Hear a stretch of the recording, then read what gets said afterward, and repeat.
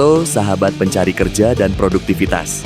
Selamat datang kembali di channel Edsan, channel dunia kerja yang selalu membawa informasi berguna untuk meningkatkan kualitas hidup Anda. 11 penyebab kegagalan menemukan pekerjaan pertama yang cocok.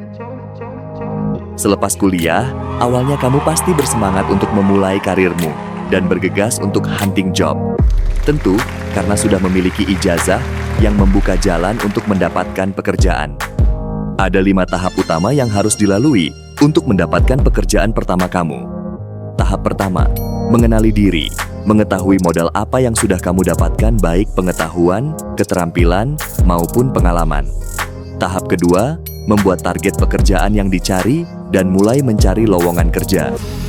Tahap ketiga, riset dan membuat resume sesuai lowongan kerja, mempersiapkan diri menghadapi interview.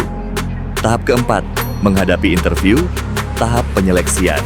Dan tahap kelima, masa percobaan kerja. Pada tahap kedua, kamu harus mencari lowongan pekerjaan. Seiring berjalannya waktu, kamu mulai menyadari kalau ternyata hanya sedikit pekerjaan yang cocok. Kadang dari yang sedikit ini, kemudian tidak dipilih karena tidak sesuai harapan. Apa yang salah ya? Pada akhirnya, kamu belum dapat kerja dan merasa sulit untuk mendapatkan suatu pekerjaan. Kalau kamu sedang mengalami ini, kamu tidak sendirian. Mencari pekerjaan yang cocok merupakan sesuatu yang bisa menimbulkan rasa stres dan gelisah, khususnya untuk para fresh graduate. Untuk tahu penyebabnya, yuk kita simak videonya. Kita bongkar dan spill solusinya. Penyebab yang pertama, kurang rajin mencari informasi lowongan pekerjaan dari berbagai sumber. Mengapa kamu harus rajin mencari lowongan kerja? Tentu, agar kamu tidak ketinggalan informasi. Lowongan kerja ini ada masa berlakunya. Tentunya info lowongan 2 bulan yang lalu sudah tidak berlaku, tahap seleksi tentu sudah berjalan. Percuma jika kamu lamar, karena kemungkinan besar lowongan sudah ditutup. Dan dengan rajin mencari lowongan, akan memperbesar peluang mendapatkan lowongan pekerjaan yang cocok. Sebagai ilustrasi, telah dibuka lowongan A. Misalkan ada 1.000 orang yang sebenarnya cocok untuk suatu lowongan A. Namun, hanya 10 orang yang mengetahui informasi lowongan tersebut, karena mereka rajin mencari lowongan pekerjaan. Tentu, yang 990 orang tidak akan pernah tahu bahwa sebenarnya ada lowongan A. Dan yang berpeluang mendapatkan kesempatan ke seleksi berikutnya hanya 10 orang. Suatu perusahaan, ketika membuat pengumuman lowongan, di media yang mana, itu suka-suka mereka. Kalau kamu hanya menunggu informasi di satu media saja, tentu informasi yang didapat sangat terbatas. Jadi, sebaiknya kamu rajin mencari informasi lowongan di berbagai media supaya tidak ketinggalan informasi. Saat ini kamu bisa mendapatkan informasi lowongan dari banyak cara. Cobalah mencari lowongan dari berbagai sumber berikut ini. Pertama, dari media cetak. Meskipun sudah memasuki era digital, namun media cetak seperti koran, majalah masih cukup banyak beredar. Iklan lowongan pekerjaan pun sering muncul di halaman iklan. Di hari-hari tertentu di beberapa koran ternama biasanya ada bursa kerja. Coba juga di banyak situs web penyedia informasi lowongan kerja seperti Jobstreet, LinkedIn. Kemudian bisa juga melalui informasi dari rekomendasi relasi, kenalan. Job fair baik dari pemerintah maupun swasta bisa jadi pilihan bagus. Kemudian, info lowongan kerja di Disnaker setiap daerah, informasi ketika magang, info lowongan di kampus, website kampus, dan website resmi perusahaan. Penyebab yang kedua, mencari pekerjaan sesuai passion. Memang amat ideal jika menemukan pekerjaan sesuai passion, namun ini memiliki konsekuensi loh. Mengincar pekerjaan yang sesuai passion saja akan membatasi jumlah lowongan yang cocok sehingga pilihan menjadi semakin sedikit. Pekerjaan yang sesuai dengan passion kemungkinan tidak sesuai dengan ekspektasimu. Misalnya lowongan yang ada di luar kota, gaji tidak sesuai harapan. Pertimbangkanlah untuk membuka diri dengan lebih banyak kesempatan selain passionmu. Mungkin kamu akan menemukan passion yang lain. Dengan bekerja di bidang yang bukan passionmu, bukan berarti kamu tidak akan mendapatkan kebahagiaan. Passion itu bisa berubah. Passion yang kamu bayangkan hari ini mungkin akan berubah suatu saat. Ketika menemukan hal baru, bisa jadi hal baru itu akan jadi passionmu. Pikiranmu yang menentukan pilihan-pilihan yang kamu buat. Demikian pula segala konsekuensi atas pilihan-pilihan tersebut menjadi tanggung jawabmu. Karena memang hanya kamu yang dapat mengatur apa yang kamu pikirkan. Tidak ada orang lain yang dapat masuk ke dalam kepalamu dan mengalami pikiran-pikiranmu. Penyebab ketiga, kurangnya memahami potensi yang dimiliki. Tentu lowongan yang sebenarnya cocok akan kamu lewatkan kalau kamu tidak sadar, tidak mengerti bahwa sebenarnya kamu bisa.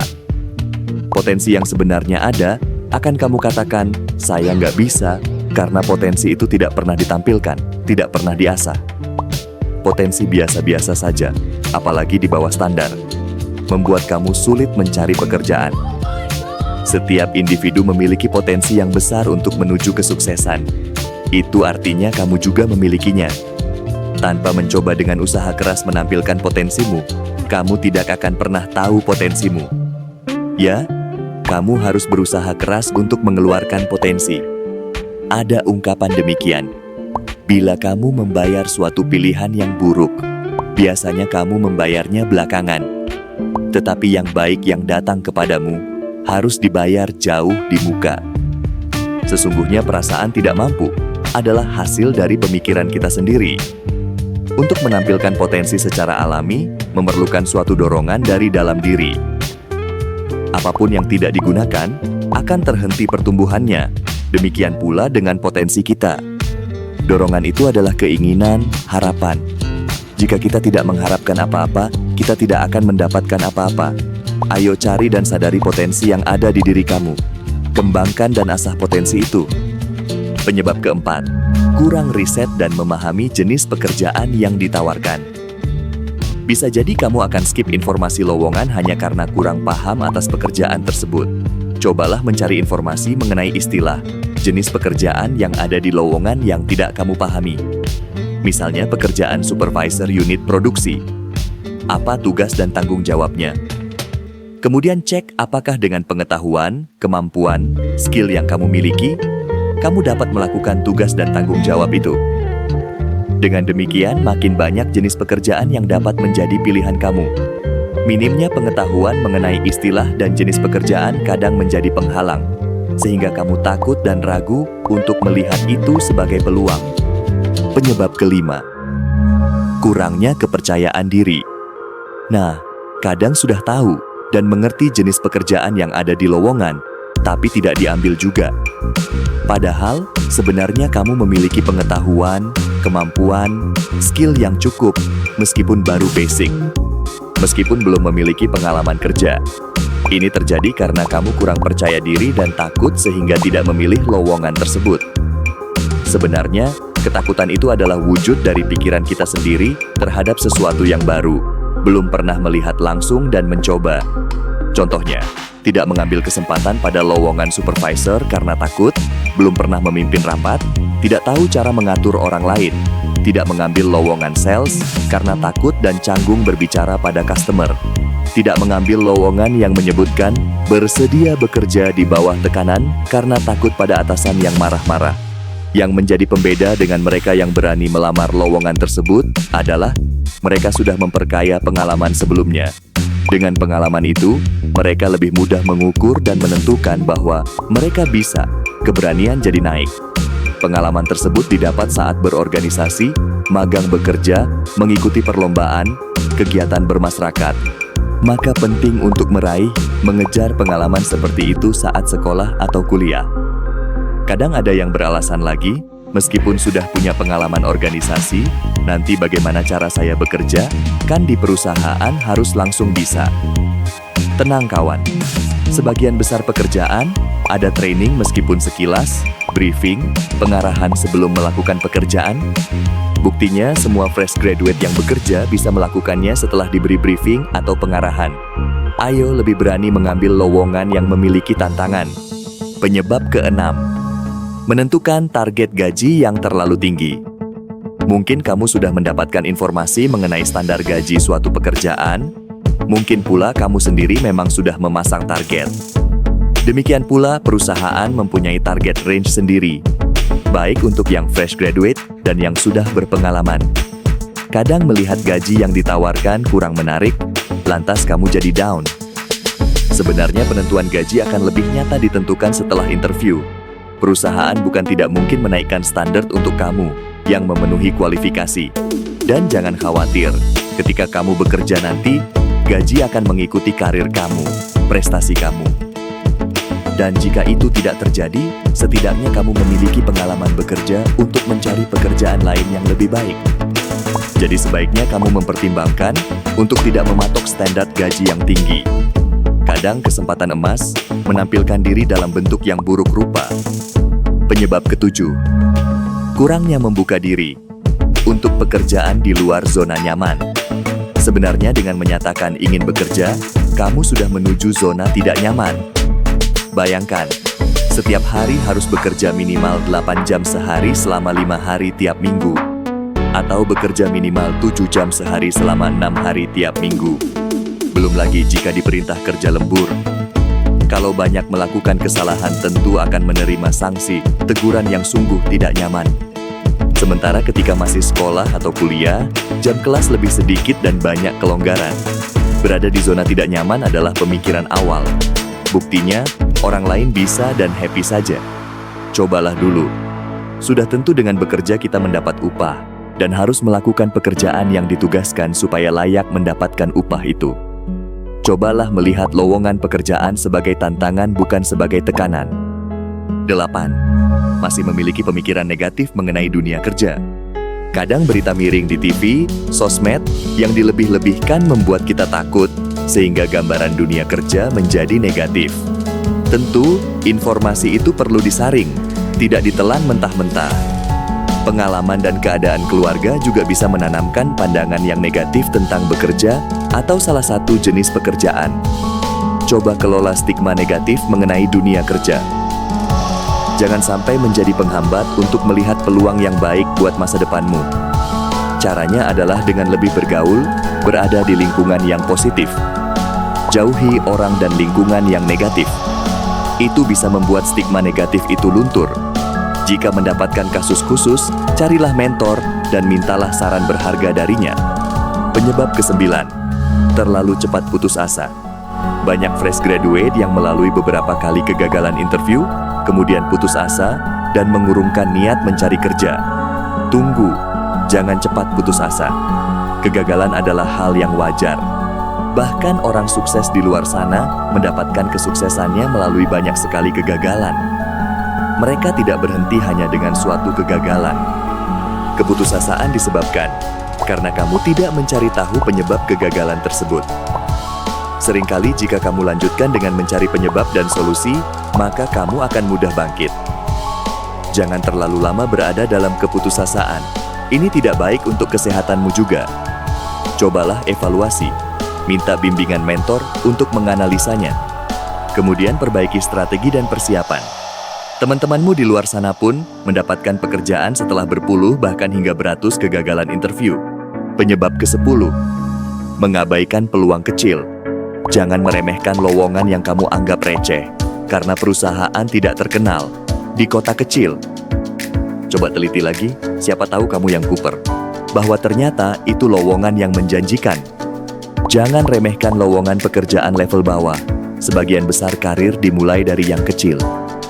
Dari pengalaman saya, seorang pemimpin akan dengan mudah mengangkat bawahan di level yang rendah jika memiliki kemampuan. Pemimpin itu seperti melihat berlian di perusahaannya yang bersinar namun berada di lumpur. Jadi jika kalian yakin dengan kemampuan, jangan berkecil hati memulai dari level yang bawah. Tunjukkan sinar kemilau kemampuan kalian. Kadang sebagian pelamar memandang rendah perusahaan kecil. Ada plus minus. Di perusahaan kecil tentu persaingannya rendah, kamu bisa dengan mudah bertemu dengan pimpinan dan menunjukkan kemampuan topmu. Penyebab ke-11, mengutamakan pekerjaan sesuai dengan bidang pendidikan yang dimiliki. Jangan heran dengan fakta berikut ini. Jarang terjadi, apa yang diajarkan di sekolah, sungguh bisa diaplikasikan di tempat kerja. Jarang ditemukan, pekerjaan yang sungguh bisa sesuai dengan pendidikan. Yang sungguh sesuai ya, menjadi guru. Maka jangan heran kalau ada seorang sales dari jurusan akuntansi, seorang akuntan dari lulusan SMK. Jadi, jangan membatasi diri dengan pendidikan yang kamu miliki. Kesempatan luas terbuka. Ada sebuah kejadian di mana suatu perusahaan mencari kandidat untuk mengisi posisi yang lowong, menyeleksi calon hingga puluhan, tapi belum ada yang cocok. Padahal pendidikannya sudah sesuai, IPK bagus, dari universitas internasional. Dicoba bekerja pun, hasilnya tidak memuaskan. Artinya jurusan kamu, nilai IPK kamu, tidak menjamin mudah diterima bekerja. Ada hal lain yang mempengaruhi. Di video lain akan kita bahas. Makanya, ayo subscribe, supaya tidak ketinggalan informasi yang berharga. Kegagalan adalah hal yang manusiawi. Setiap manusia mengalaminya. Yang membedakan adalah action setelah menghadapi kegagalan. Bagi seorang pemenang, kegagalan adalah batu loncatan menuju kesuksesan. Pemenang mencari tahu penyebabnya, mencari solusi, menyiapkan strategi untuk mencoba lagi, dan terus hingga berhasil. Kamu juga bisa. Ayo semangat! Baik sahabat, itulah 11 penyebab kegagalan menemukan pekerjaan yang cocok. Semoga mencerahkan dan membantumu menemukan solusi. Jika ada pertanyaan dan komentar, silahkan tulis di kolom komentar. Jika ada permintaan untuk membahas sesuatu yang lebih detail, tolong juga tulis di kolom komentar. Jangan lupa like, share, dan subscribe, agar informasi bermanfaat ini dapat tersebar luas. Tetap semangat, dan jadikan setiap hari sebagai kesempatan untuk berkembang. Terima kasih telah bergabung dengan kami, dan sampai jumpa di video berikutnya.